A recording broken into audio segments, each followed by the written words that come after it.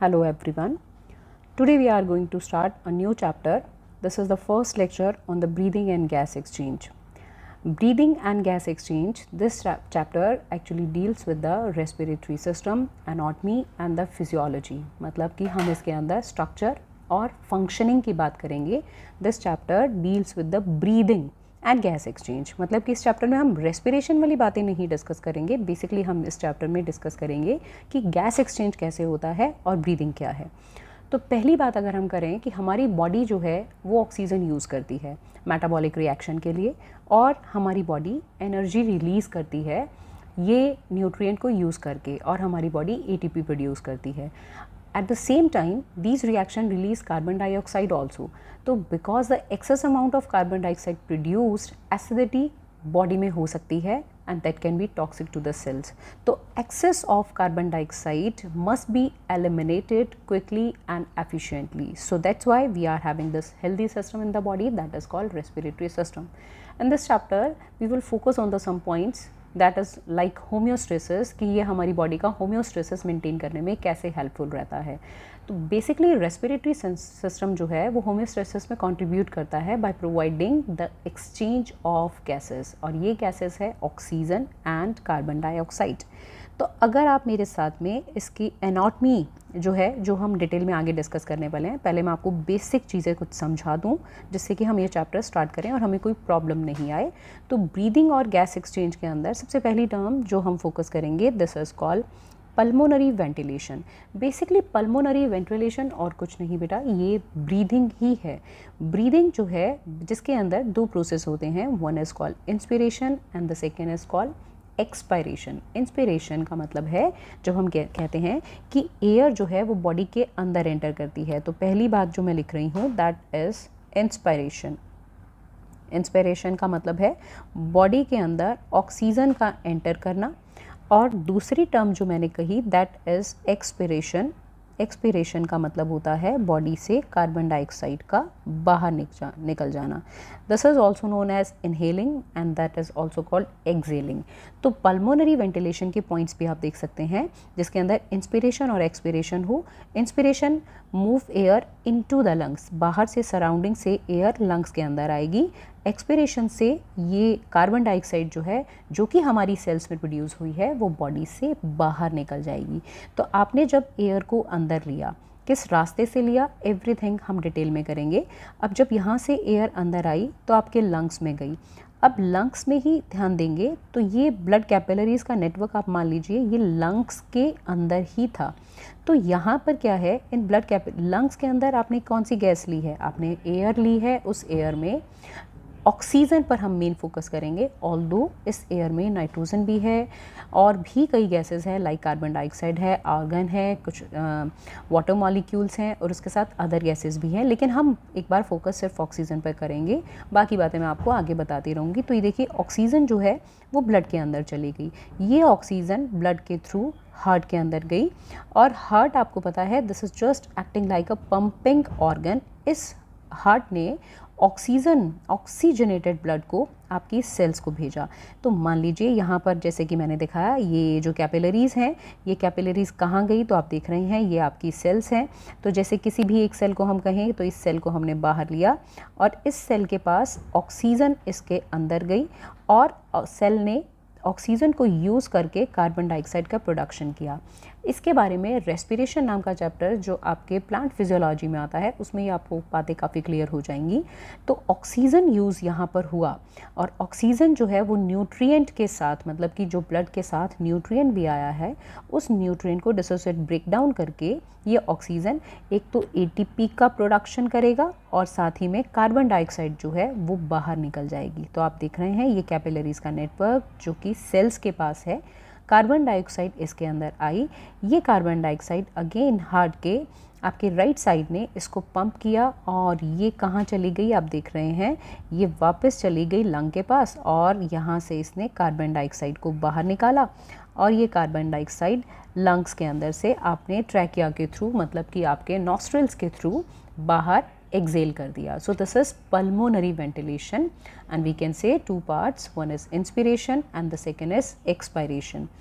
Inspiration और expiration या pulmonary ventilation discuss करने के बाद दूसरी बात हम करते हैं, this is called external respiration.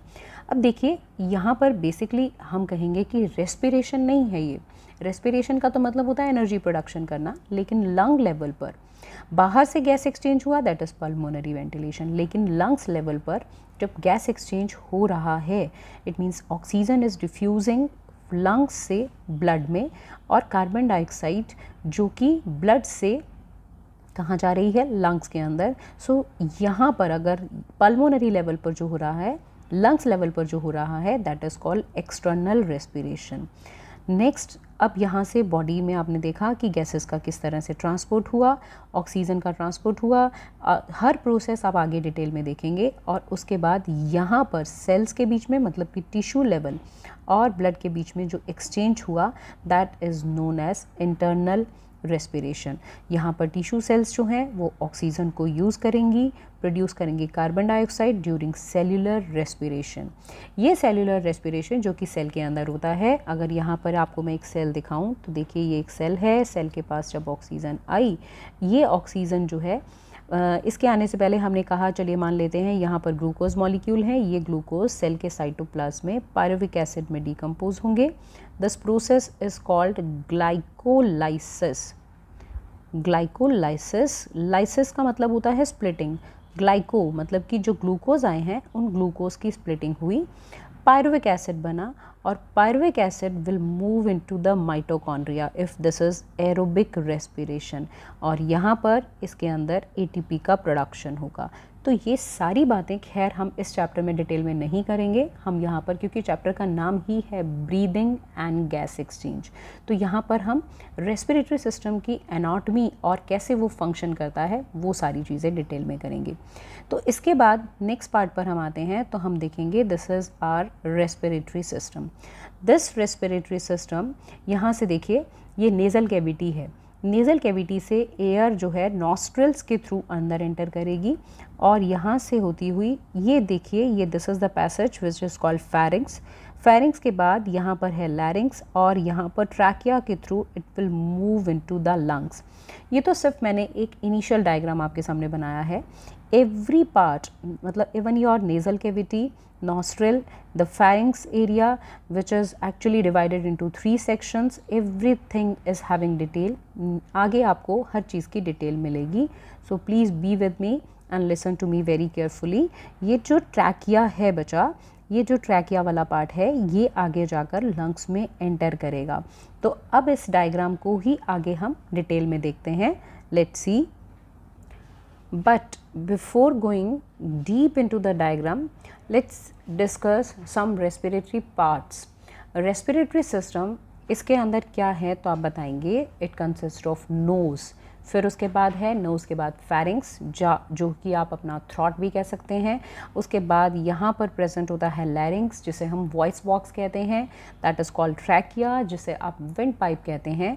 उसके बाद है ब्रोंकाई, और आपको दिखाई दे रहे हैं ये दो आपके lungs, this one is left lung and this one is called right lung. जब भी आप बॉडी की स्ट्रक्चर्स को डिस्कस करते हो तो ये वाला, ऑल्दो जब आप डायग्राम को देख रहे हो आपके हाथ में पेन है तो ये आपका ज़रूर राइट है, लेकिन अगर आप अपने आप को इस स्क्रीन पर या बोर्ड पर डिपिक्ट करते हैं तो आपका ये वाला पोर्शन जो है वो लेफ़्ट ही रहता है। तो इसी तरह से अब ये देखिए, चाहे इस बॉडी को देखें तो ये इसका लेफ़्ट पोर्शन रहेगा, तो ये लेफ़्ट लंग है, दिस इज़ राइट लंग।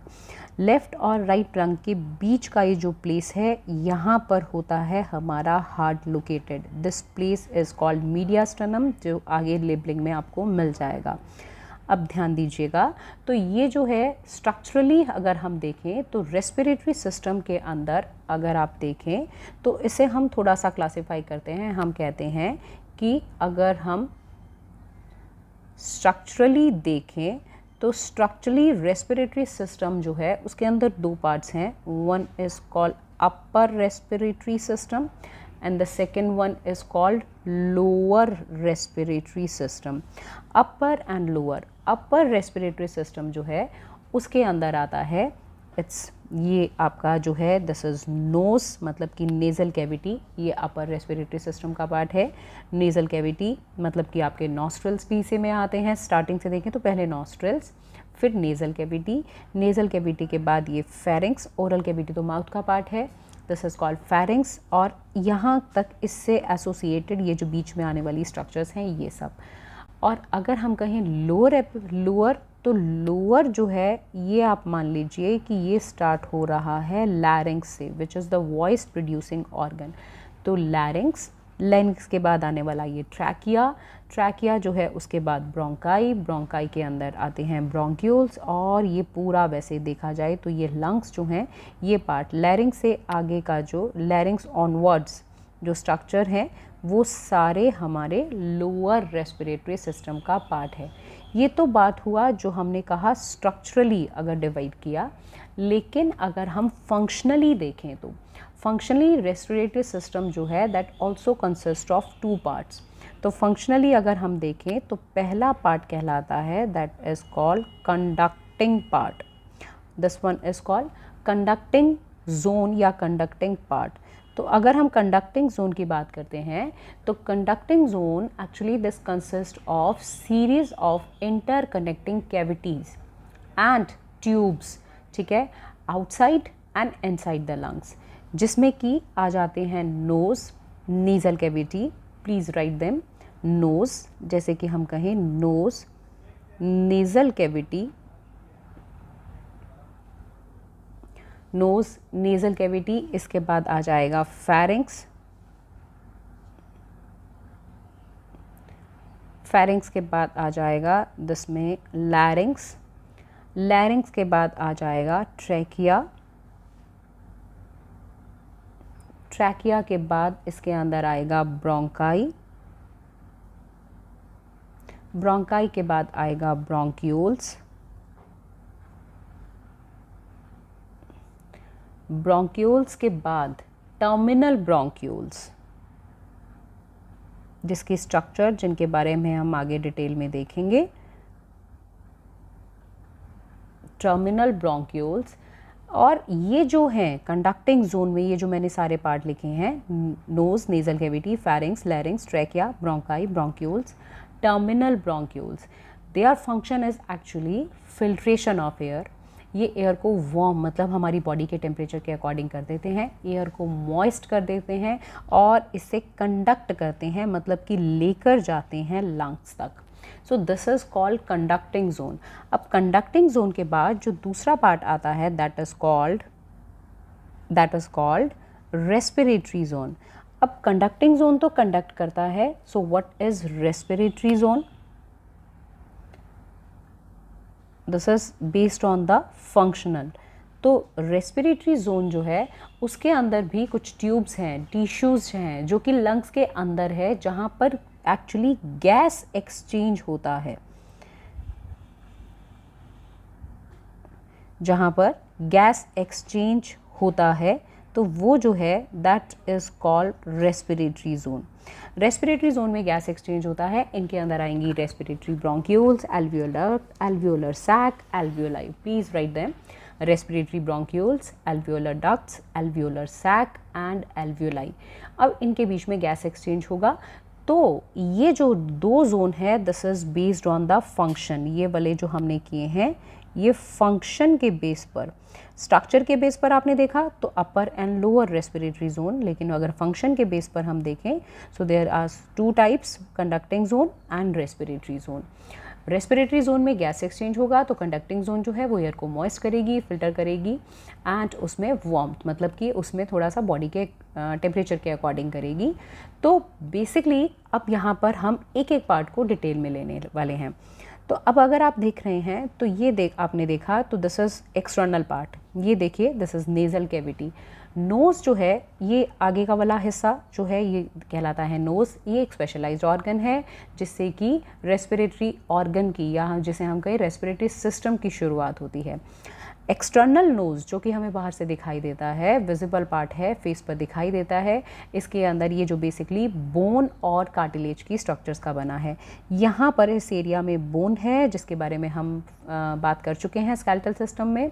तो यहाँ पर बोन है और हाईलाइन कार्टिलेज है जो कि मसल से कवर्ड हैं और ऊपर स्किन भी है, और अंदर से देखें तो ये म्यूकस मेम्ब्रेन से लाइंड है। तो नोज़ जो है ये सबसे बाहर वाली स्ट्रक्चर, जैसे कि हम देख सकते हैं। अब इसके ऊपर, नोज़ के ऊपर कई कार्टिलेज भी होते हैं, लेकिन नोज़ का स्ट्रक्चर हमें ज़्यादा डिटेल में नहीं करना है, so let's focus on the internal parts. तो यहाँ से आपने देखा, देखिए ये जो है दिस इज एक्सटर्नल लेयर, ये एक्सटर्नल लेयर है, यहाँ से एयर अंदर एंटर करेगी। So this one is external nostril या nares, this is external nares, ठीक है, या इसे हम नॉस्ट्रिल्स भी कह सकते हैं। ये नॉस्ट्रिल्स दो हैं, बाहर खुलते हैं जिससे कि पल्मोनरी वेंटिलेशन के थ्रू एयर अंदर एंटर करती है। अंदर वाला क्योंकि हमें एक साइड व्यू दिखाई दे रहा है तो this is called nasal cavity. Nasal cavity जो है वो दो हैं क्योंकि एक बीच में जो नेज़ल सेप्टम है वो दोनों नेज़ल कैविटी को अलग करती है। ये नेज़ल सेप्टम एक वर्टिकल पार्टीशन है इन दोनों के बीच में।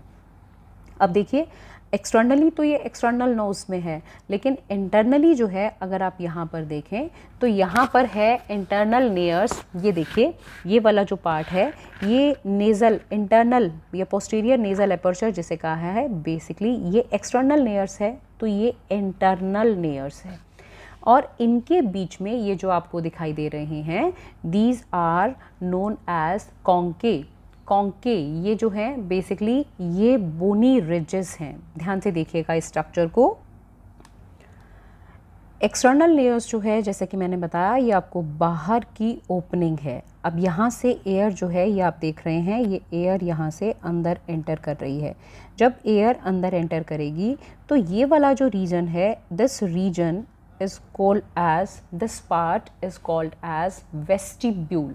इस लेयर, इस प्लेस को हम कहते हैं this is called nasal vestibule.